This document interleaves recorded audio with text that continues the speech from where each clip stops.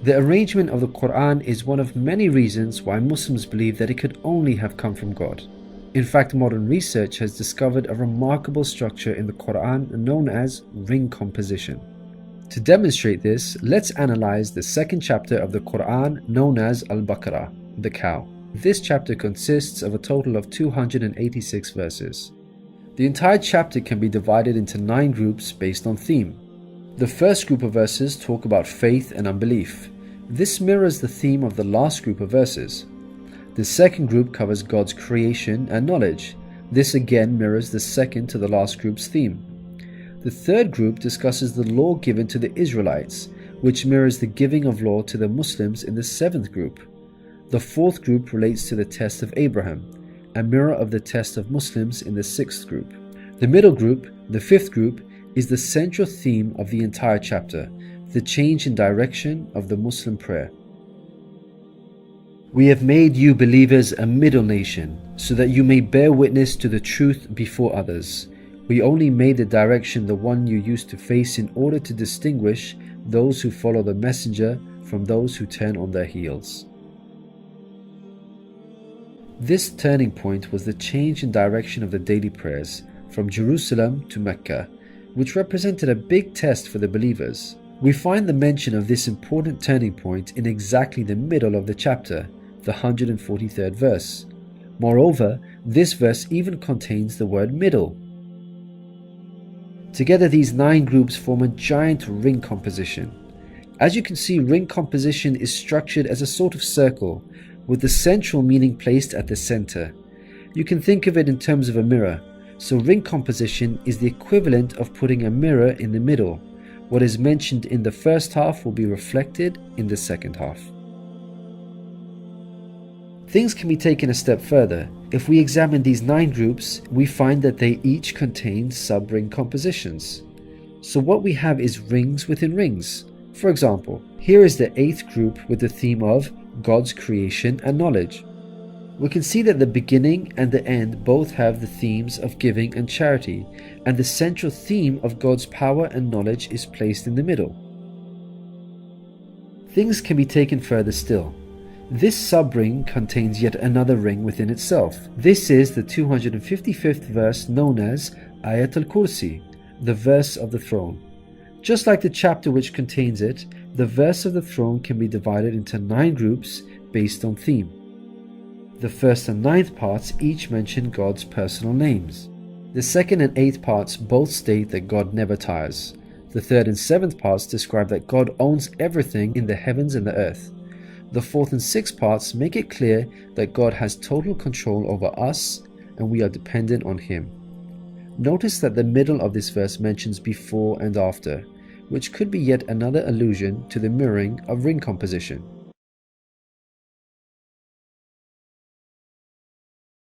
It's worth highlighting that not only does the verse of the throne contain its own ring composition, but it is also positioned as a sub-ring within 2 larger rings, a concentric ring composition.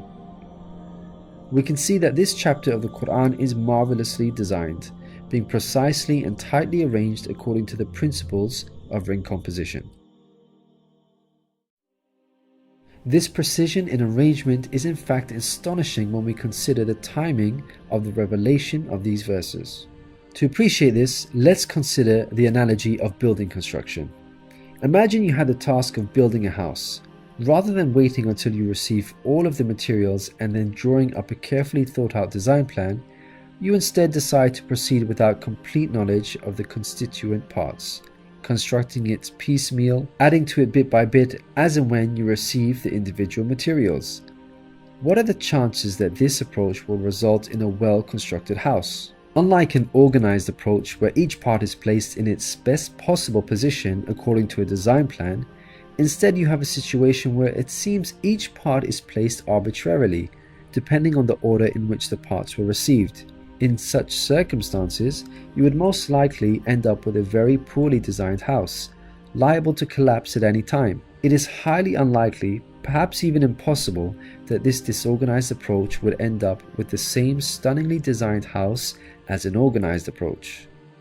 Yet this is exactly what we find with the Quran's structure. Time plan in place for the Quran. because the revelation of many of its verses depended on events that were out of his control, such as the social developments and challenges that he faced throughout his prophethood. For example, believers would come up to him and question him on a particular matter, or his enemies would challenge him. The responses in the form of revelation would then descend on him, addressing the specific situation that he was facing. How could Muhammad have devised such an intricate plan when he could not predict the events that would dictate the revelation of verses? Such an arrangement would have to be planned in advance, but this was not possible due to these events being out of his control. What this demonstrates is that the author was someone who could predict the future. Possessing knowledge of the unseen is a quality of God, not human beings. Some critics may point out that books prior to the Quran had this literary style, and therefore we cannot use this as an evidence for the Quran's divine origin. However, comparing the Quran to other books is like comparing night and day for many reasons. Firstly, Prophet Muhammad, peace be upon him, was not a poet, nor did he have any literary reputation. In fact, like many people at the time, he could not read or write.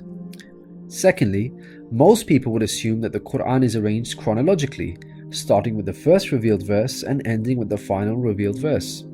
This is the order in which books are typically written, in a logical sequence starting with the beginning, then the middle, and finally the end. But the way the Quran was composed is unlike any other book.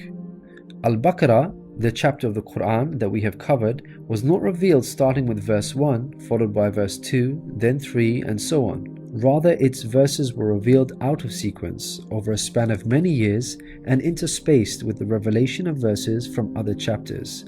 The Quran's unusual manner of revelation makes implementing ring composition much more difficult than conventional books.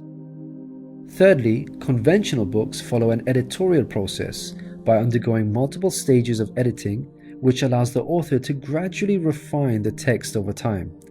However, the Quran did not undergo an editorial process.